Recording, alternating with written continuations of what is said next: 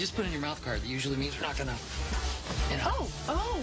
My wife and I are on a date. We were hoping to get... That's a clip from the recently released movie Date Night. Steve Carell and Tina Fey play a couple whose domestic life has become routine. Their standard dinner and a movie Friday night is just as predictable as the rest of their relationship. So in an effort to reignite the romance, they try to mix things up and end up mixing up with criminals, police, and an evening full of unforeseen adventure. I didn't see that, did you? No, I didn't, but the clip enough tells it right there. Sounds like they got more than they bargained for. You know, the adventure element in that movie might be far-fetched, but most couples can relate to the idea of a relationship becoming predictable, routine, even a little bit boring. Yeah, so what do you do if a good marriage goes boring? Relationship coach Matt Townsend has some ways to re-energize your marriage. You've got some fun tips. Yes.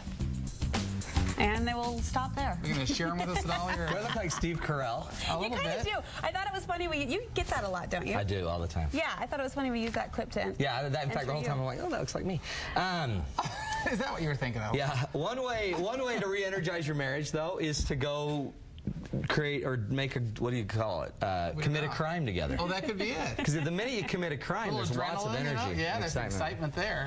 Let's not do that. Okay, good. But can I just say, these are marriages we're talking about that are good marriages. These are healthy. I have a great, wonderful marriage. Been married 20 years or whatever. In fact, she called me, by the way. Did she? Yeah, you guys have an appointment Thursday. Okay, good.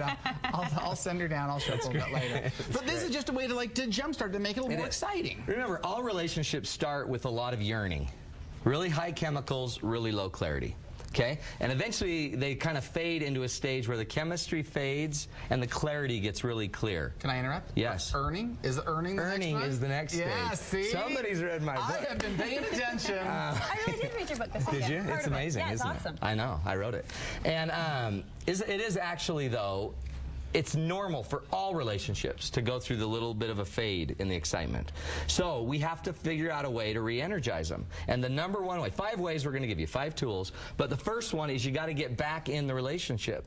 The deal is we all get into everything else in our lives, our family, our kids, our job, our hobbies, our house, our yard.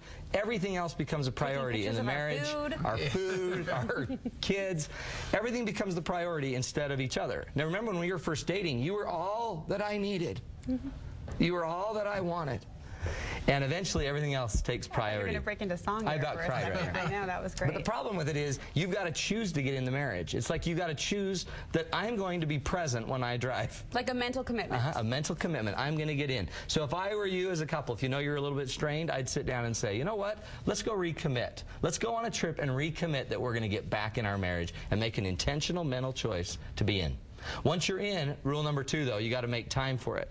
Just to be in, then we got to have time for each other. Research shows that... This is the real stuff. You actually have to do something now. Sorry, it's not just a commitment anymore, but eventually you have to make time together. Research shows that as long as you are making time with each other, daily time to connect, you're probably going to end up connecting. If you have 10 or 15 minutes in the morning, 10 or 15 minutes at night, if you want to share some popcorn on the couch with each other, like this beautiful couple, all of a sudden it creates something magical in a weird way. I want you to make rules, or rituals I call them, to connect every single day, 2 to 3 times a day. It could be hellos, it could be goodbyes when you're hugging and kissing goodbye, it could be a little cuddle time in the morning or at night, it could be watching a show, it could be going on a date night every single week. You should make time weekly, you should make time monthly, you should make time annually and daily to be with each other. You've said before, way along the longer term schedule, the monthly or the quarterly, that it's important to get away and break away from the daily life. In fact, and I'm going to show you, that's where my wife and I lit it up the other day, because we went away. Are you going to be allowed to be talking about this? Yeah. Okay. Well, we went and lit a fire up and,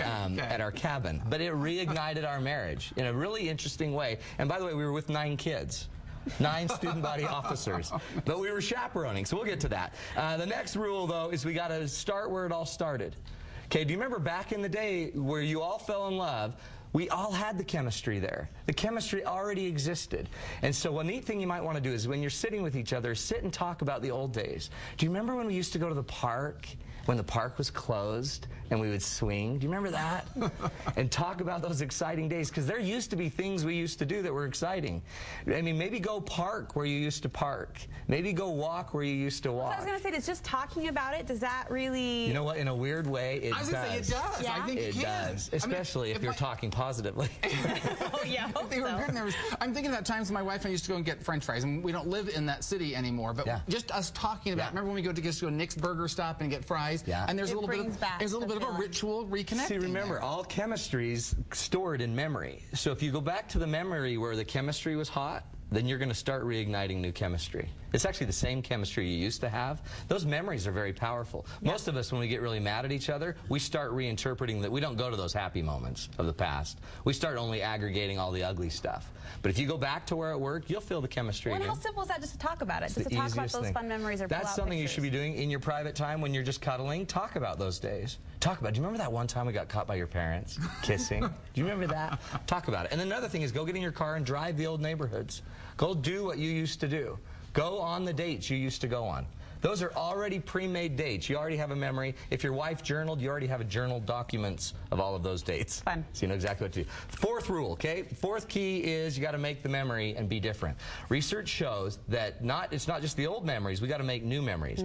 The more energized and exciting the activity we're doing together, the more charged we're going to be together. So even if we don't have the chemistry together, but if we both go jump out of an airplane together with a parachute, you're going to feel something. Marty hasn't done that with you, I know. Okay, all right. Never has. But every activity you do presently can create some powerful present memories that can then become part of our past. For example, we have a picture of Marty and I. Look at our hotness. We went to our cabin. My wife has a cabin we went to all the time when we were teenagers and in college. And when we got married, we haven't been there for years. And we took 9 student body officers back to a cabin. And it was crazy because they were up fighting and teasing each other and screaming. All the kids were playing all night. But it made us feel young again, and it brought back all of these old memories. So doing something new that we're not the chaperoning type. We're not the ones that would normally go volunteer to chaperone. We got volunteered, and we took 9 kids up. And that one thing with all of their energy created a memory that will forever be with us. And now we have all these memories with all the kids and stuff like that. Not a lot of chaperoning happened, but actually, no, it didn't. So awesome. we apologize to all the parents.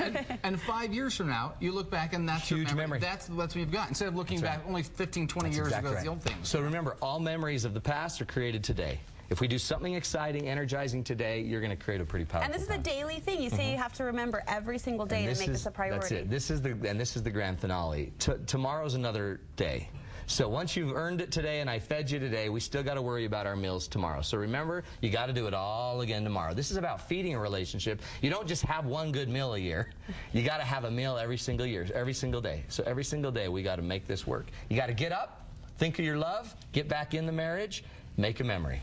If that was the grand finale, the encore would be, you got a date night coming up, right? The best way to energize a marriage on the earth is to go to a date night with Matt Townsend. We have one coming up Friday, June 25th. This is a special topic one. This is the series where we're going to talk about how to talk about money. #1 reason couples are divorcing is issues about money. So we're going to do the entire 2-hour date night on the 25th about talking about finances. So register 747-2121, 7 o'clock to 9 p.m. at night at Noah's. It is a party, and it will change your marriage forever. And if anyone can make finances fun, it's this guy right here. So there you go. Right. If I had any, that'd be great. Thanks, Matt. Thank you. Okay, coming up, the important